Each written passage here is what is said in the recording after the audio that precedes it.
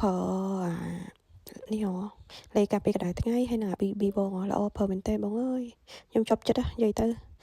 ក្នុងចំណោម brand ទាំងអស់ឥឡូវហ្នឹងមកជាប់ចិត្តនឹង brand បងអូយលាបទៅអា sunscreen ហ្នឹងគឺថាលាបមកឃើញមុខឡើងអាឡូងហ្មងចាញ់ចាំងហ្មងស្រឡាញ់ខ្លាំងបងថាបែនទៅចុះទៅខ្មែរនឹងដាក់បោះបងមកកេះហើយយកមកទុកលាបខ្ញុំនៅអាមេរិកហ៎បងដាក់ទាំងគ្រប់មុខមកឲ្យចាំមើលឥឡូវឃើញបងផុសឲ្យគេសេរ៉ូមហើយនឹងលេយកបលាបទៅឲ្យឡូង glass មុខ glass skin និយាយទៅដឹងថាទៅដាក់មកកេះមកចាបងខ្ញុំប្រើយូរឆ្នាំដែរហើយខ្ញុំប្រើពីមុខនេះបង CEO គាត់ផុសថាសេរ៉ូមនឹងលាបទៅឃើញគីឡូ glass skin ចឹងហ្នឹងណាដល់ពេលចឹងទៅចាប់អារម្មណ៍ចង់លាបអូយនិយាយមែនខ្ញុំអត់អាពីនឹងអត់បានហ្មងហ៎បង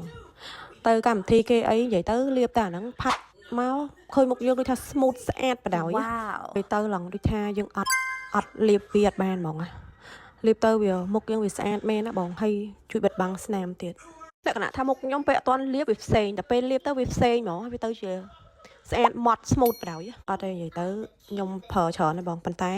មានតែផលិតផលរបស់បងនិយាយទៅគឺថាលេខ1ហ្មងនិយាយមែនឲ្យតែស្បាត់ដល់ណាក៏បានដែរមុខខ្ញុំនេះខ្ញុំលាបតែ sunscreen របស់ AK7 ហើយនឹង BB AK7 ហ្នឹងបងខ្ញុំនិយាយមែន